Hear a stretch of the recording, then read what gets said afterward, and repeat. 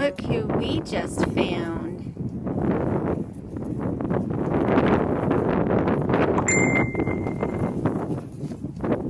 Hi, Mama. I don't see anybody else, just the two. They're cold. We got babies. I think she might have one more in her. She's acting a little bit restless. Everybody's dried off. Everybody's had a little bit of milk.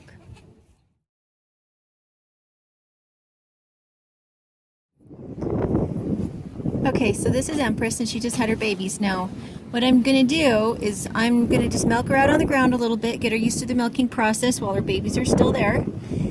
And it just teaches her that this is not a bad thing and that she gets treats. But my hands are really cold. Darn it. It's really cold today. It's in the 30s. It looks like it's not because all the snow's melted, but it's in the 30s.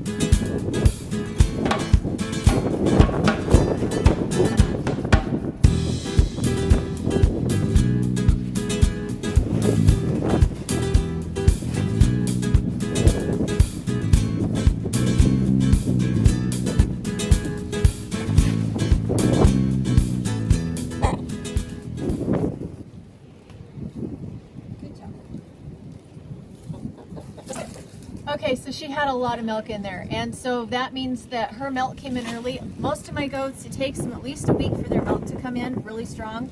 She had these guys 2 days ago, and her milk is in, which means that I need to be separating them at one point, and the problem is that those babies are just going to nurse on one side, and if they just nurse on one side, it means that she's going to start to get lopsided, and she might get mastitis, which is bad. So, either I take the babies away and only let them nurse at certain points during the day, or I put them on a bottle because she was way lopsided.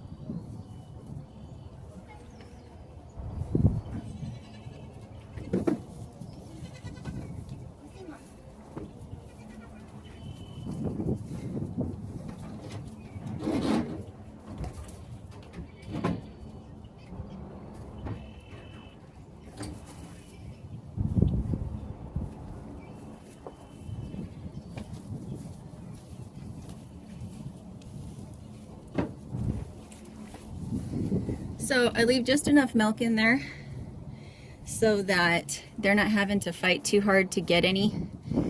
The thing is, she has really sensitive udder, teat, everything.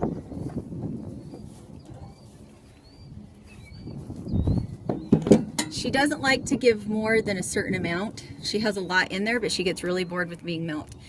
So the trick with her is not to let her get too full. So I took the IBC tote, and there's a wire loop here, here, and here that I put through the fencing so that it's like a big dog kennel.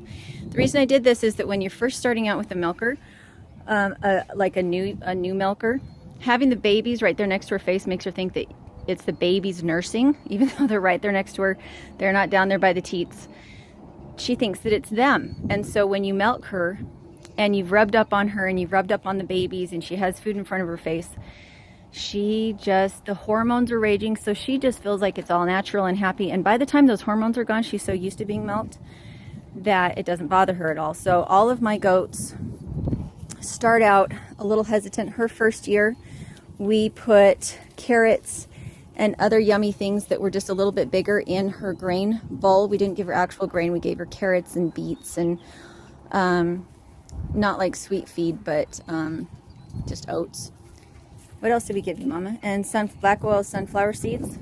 See, she doesn't even want to let them nurse right now. She just feels like she's had enough. And she's a very opinionated goat that way.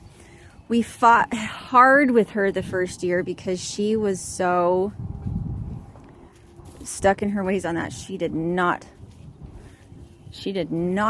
want to be there longer than she felt like she should be.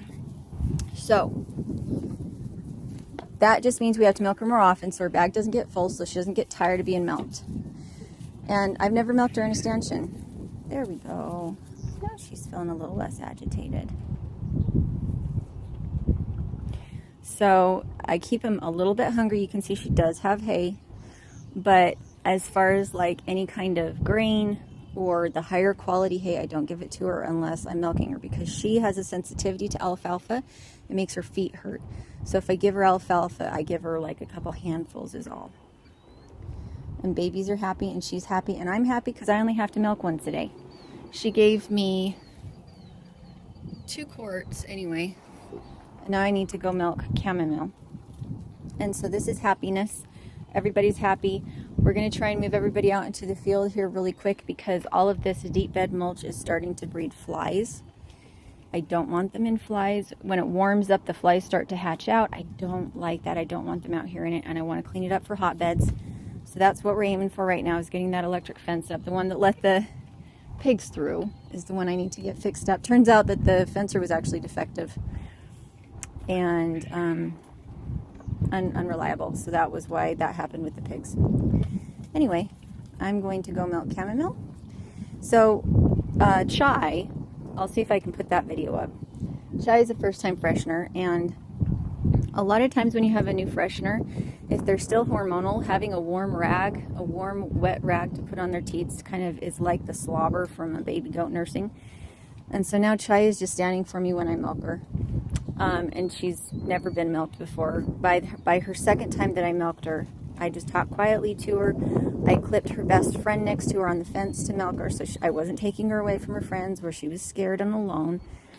Instead, I milked her right next to her friends. I put her friend on a clip, and I put her on a clip, and then I didn't even feed her anything. I just came and milked her. And that's what those hormones, those mama hormones, will do for you. If you can get to them soon enough, they'll adopt onto you in lieu of their babies. So make sure to use those hormones. That happier, Mama? There we go. And now she's just about empty. So between my 2 goats, milked once a day, this is how much milk I'm getting. And they still haven't come into full production yet. Mamas and babies away from each other. They're getting big enough that they don't need to nurse anymore.